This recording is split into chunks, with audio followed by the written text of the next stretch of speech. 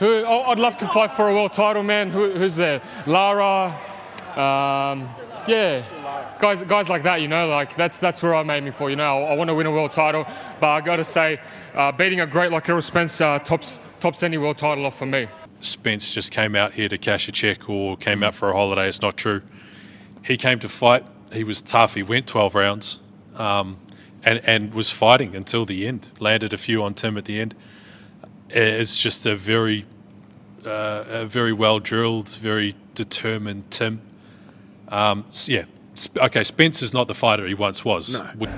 Tim did what Tim had to do to get the victory. Yeah. He was patient. He went well to the body, and you know, he threw the right hand, landed the right hand when he had to, and he got the job done.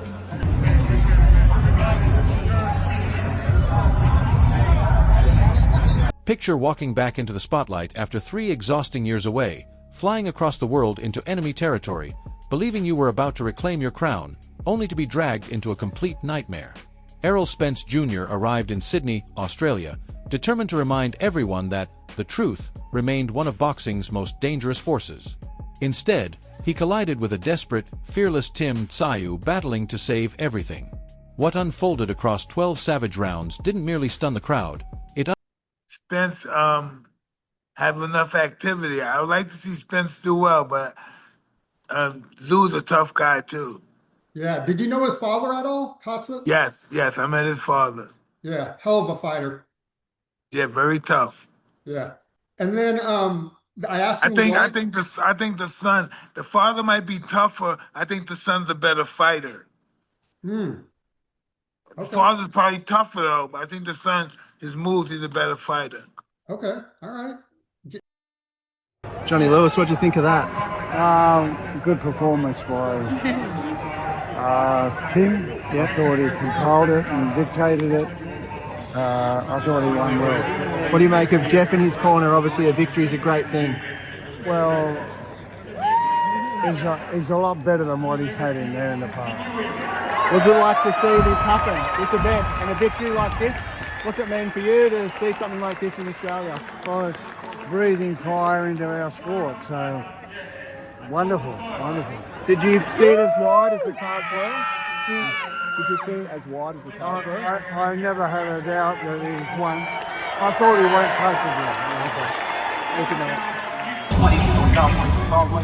close. Right from the opening bell, Spence attempted to impose complete authority, firing his world-class jab and burying crushing left hands into Tszyu's body to control every exchange. During those early rounds, the former unified champion looked composed, keeping Tim at range while his corner applauded each clean connection.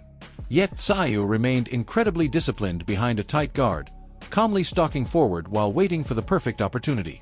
Everything changed dramatically during the 6th round when Tim exploded with a crushing right counter that landed flush on Spence, instantly shaking his balance.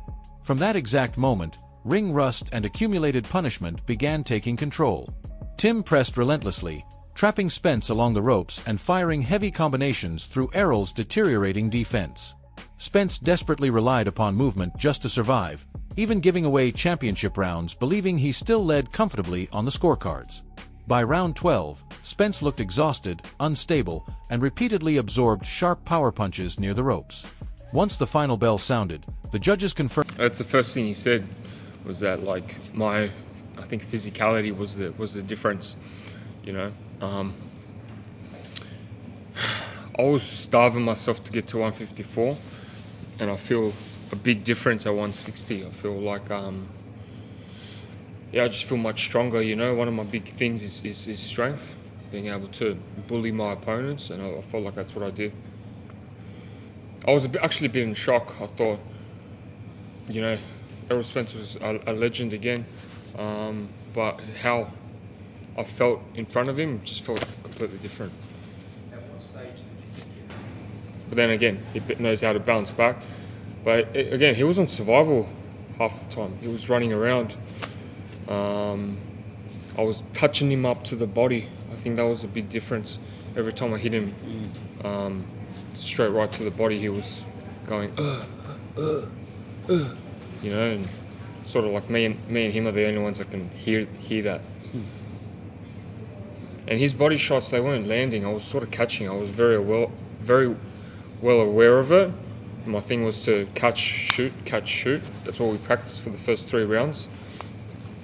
In my first, I've been dropped 4 times, I think 3 times in the first round. So my thing is, I get too excited very quickly. So I need to slow it down and be able to, take the fight nice and slowly. So that's why I was just like, you know what, think of defense first, and then the offense will go from that.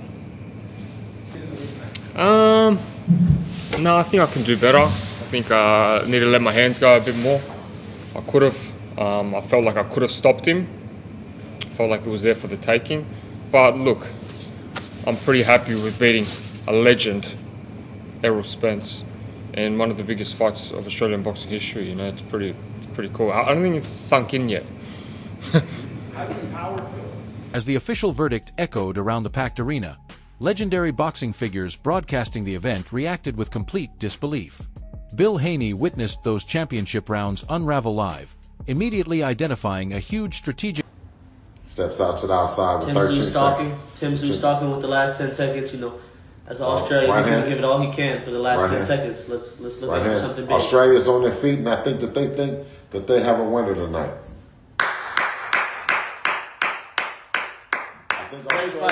I think Australia thinks that they have a winner tonight.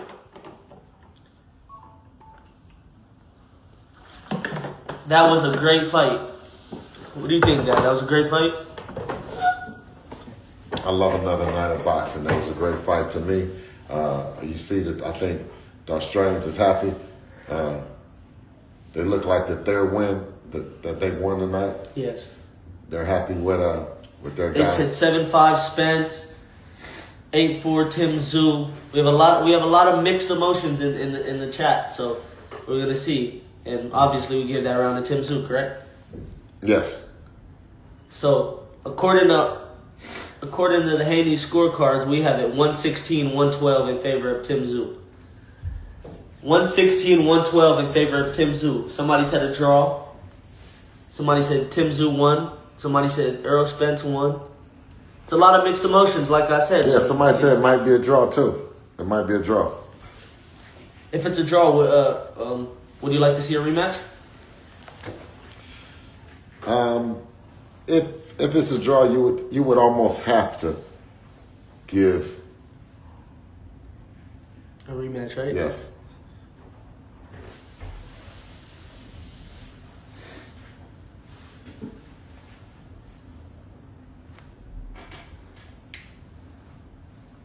It was some swing rounds in there, though. Definitely. I do agree with them. Definitely. So with us being 7-4, it could easily be 6-6 or 7-5. Spence. Oh, that was a heck of a fight, man. Great fight. Great night of boxing. Great night of boxing. And Australia got another good fight. That's always good. Ooh. What are your thoughts on Tim Tszyu's dad, Costa Tszyu? Did you ever get to watch him? When, obviously he was too old for me. I never knew about him. Great fighter. One day you got to watch the fight with him and Uncle Zad. I didn't like that one. That was Heartbreak Hotel. House is a good champion. Turn it up for the scorecards? No? Turn it up for the scorecard? Yeah, they got to, right? Haney explained that Spence appeared absolutely convinced victory was already secured, choosing to circle the ring and surrender those crucial 11th and 12th rounds. Yet as Tszyu relentlessly increased the pressure, Haney highlighted the precise instant Errol's balance completely disappeared after absorbing a thunderous right hand beside the turnbuckle. The Haney camp comfortably awarded those rounds to Tim, warning how unbelievably dangerous it becomes to coast.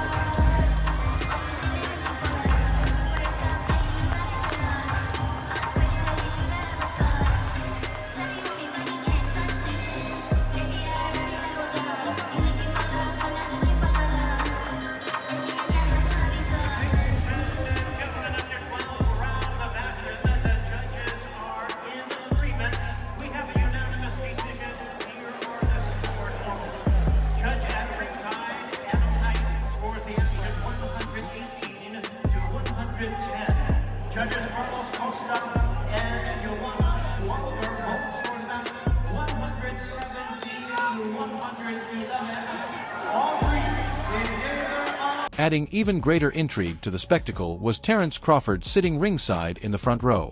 Crawford, who completely dismantled Spence back in 2023, observed every unforgettable second of the beating. Just they have it. Yeah. From the jump, you can tell that his balance was off. He was reaching. You know, just they have it tonight. You know, do you think it was a layoff? Do you think it was a combination of things? Like, what do you think?